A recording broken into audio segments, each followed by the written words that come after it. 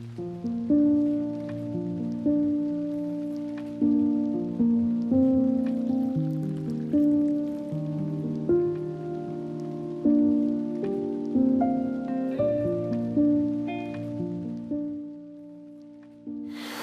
Education या यौन शिक्षा, ये क्या होता है और क्या हमें इसकी ज़रूरत है? नमस्कार, मैं doctor Vidushi Jayala Jain, obstetrician and gynaecologist और इनफर्टिलिटी स्पेशलिस्ट हूँ। और आज हमारी एजुकेशन सीरीज़ में आज हम बात करेंगे सेक्स एजुकेशन या यौन संबंधों की। तो देखा जाए तो अभी भी ये टॉपिक एक टैबू है और कई लोग अभी भी हिचकते हैं इसके बारे में बात करने में। लेकिन जैसे जैसे हमारी अवेयरनेस बढ़ रही है, आजकल हम देखते हैं कि हमारे घरों में, हमारे स्कूलों में और हमारे सामुदायिक केंद्रों में भी और सोशल मीडिया पे भी सेक्स एजुकेशन बच्चों को दिया जा रहा है। यौन शिक्षा के ज़रिए हम इतने काबिल बन जाते हैं कि हम अपने खुद के जो निर्णय हैं वो ले सकते हैं। हमें सही की और गलत की दोनों की ही जो इन्फॉर्मेशन है वो मिलती है और खुद हम अपनी सीमाएं तय कर सकते हैं। सेक्स एजुकेशन अगर देखा जाए तो सबसे पहले घरों में जो माता पिता हैं वो भी दे सकते हैं, जैसे कि ये बताना कि बच्चा कैसे पैदा होता है, उसके अलावा ये बताना कि कॉन्डम का जो इस्तेमाल है वो कब करते हैं और क्यों करते हैं, और इसके अलावा कि बैड टच और गुड टच क्या होता है। अगर आपके घर में बच्चे हैं, किशोर किशोरियां हैं, तो उन्हें ये इन चीज़ों का सब पता होना चाहिए। और बहुत ज़रूरी है कि हमारे स्कूल्स भी ये सेक्स एजुकेशन अपने करिकुलम में डालें, क्योंकि स्कूल एक ऐसी जगह है जहां बच्चे बिना झिझक के अपनी टीचर्स के साथ डिस्कस कर सकते हैं और अपनी ही उम्र के लोगों के साथ इसको डिस्कस कर सकते हैं और इसकी जानकारी पा सकते हैं। यह इसलिए ज़रूरी है क्योंकि कई चीज़ें हैं जो यौन संबंधों की वजह से होती हैं और बच्चों को, किशोरों को इसके बारे में पता होना चाहिए। सबसे पहले हम अगर देखें तो यौन ज्ञान में या सेक्स एजुकेशन में हमें जो बच्चों को बताना चाहिए वो पहली चीज़ ये है कि शरीर की संरचना या शरीर का जो आपका डेवलपमेंट होता है वो कैसे होता है, जो रचना है हमारे पेल्विक जो प्राइवेट पार्ट्स की, लिंग की पहचान, ये सब ज़रूरी होता है। उसके अलावा मासिक धर्म का पता होना चाहिए लड़कियों को, और ये भी बताना चाहिए कि अगर एक युवती या एक किशोरी जब अपना मासिक धर्म शुरू करती है तो उसके बाद उसको गर्भ धारण हो सकता है। तो इसीलिए अनप्रोटेक्टिव सेक्स और इवन अनवांटेड प्रेगनेंसीज हो सकती हैं। तो इन सब का ज्ञान बच्चों को होना चाहिए, किशोरों को होना चाहिए। उसके अलावा बहुत चीज़ें हैं जैसे कि गुड टच और बैड टच होना। आजकल के समाज में हर टाइप के लोग हैं और हर टाइप की कुरीतियां हैं, उसमें अपने बच्चों को और अपने टीनेजर्स को हमें बचाना बहुत ज़रूरी है। अगर उनको ये अवेयरनेस ही नहीं होगी, अगर जानकारी ही नहीं होगी कि क्या चीज़ बैड टच है, क्या ख़राब टच है, और कब हमें अपने माता पिता को या टीचर को बताना चाहिए कि कोई हमारा अगर गलत तरीके से हमें कोई छू रहा है या हमारा कोई फ़ायदा उठा रहा है, तो उनको ये इन्फॉर्मेशन देनी बहुत ज़रूरी है। उसके अलावा बहुत सारी बीमारियां हैं जिन्हें संक्रमित रोग कहते हैं, सेक्सुअली ट्रांसमिटेड इन्फेक्शंस और डिजीज़ होते हैं, ये भी किशोरों को आजकल बहुत ज़्यादा हो रहे हैं। तो ये सारी चीज़ें तभी पता होंगी जब हम अपने यूथ को, अपने बच्चों को ये सारा जो नॉलेज है हम अपने स्कूलों में और घरों में और सोशल मीडिया पे देंगे। तो देखा जाए तो ये जो सेक्स एजुकेशन है या यौन शिक्षा है, ये सबसे पहले जो एक युवती या युवक है, जो किशोर है अभी, उसको सबसे पहले संयम सिखाता है। जब उसको सारी चीज़ों के बारे में पता होता है कि कैसे लिंग की पहचान कर सकते हैं, कैसे अपना सेक्सुअल ओरिएंटेशन पता कर सकते हैं, तो उसको आगे जाके बहुत सहूलियत होती है अपने रिश्ते बनाने में। उन्हें ये पता होता है कि हमें संयम रखना चाहिए, मतलब कि जब तक शादी ना हो जाए या जब तक वो अडल्ट ना हो जाए तब तक उन्हें सेक्सुअल कांटेक्ट या उन्हें सेक्स नहीं करना चाहिए।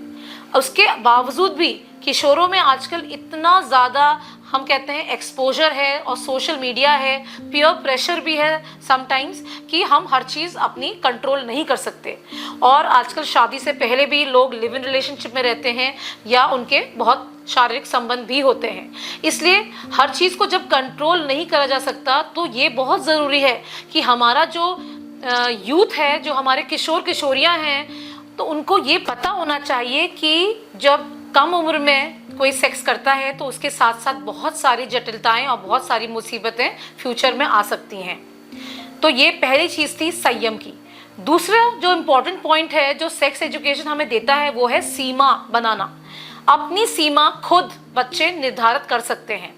जैसे कि आप ये जो किशोर अवस्था है, इसमें नए नए हमारे हार्मोन्स बदलते हैं शरीर में, जिसकी वजह से लड़के लड़कियों में आपस में अट्रैक्शन होना और नए नए संबंध बनने बहुत नॉर्मल बात है। लेकिन अपनी सीमा तय करना हर बच्चे को आना चाहिए। उसे ये पता होना चाहिए कि किस हद तक मुझे जाना चाहिए। आपको अपनी आप आगे भी फ्यूचर में भी आपको अपने रिलेशनशिप बनाने हैं तो उसमें सेक्सुअल रिलेशनशिप की जो बात आती है उसमें हमेशा एक जो है सेफ्टी की बहुत ज़रूरत है। तो कौन सी उम्र है जब हमें सेक्सुअल रिलेशनशिप बनाना चाहिए और छोटी उम्र में सेक्स करने की वजह से जितनी दिक्कतें आगे आ सकती हैं उनके बारे में पता होना चाहिए। अनसेफ सेक्स जो होता है, अनप्रोटेक्टिव इंटरकोर्स जिसको कहते हैं, उसकी वजह से कई बच्चियां जो है अनवांटेड प्रेगनेंसी से ग्रसित हो जाती हैं, मतलब कि उन्हें प्रेगनेंसी हो सकती है। तो ये मत सोचिएगा कि एक बार करने से या 2 बार करने से कुछ नहीं होगा।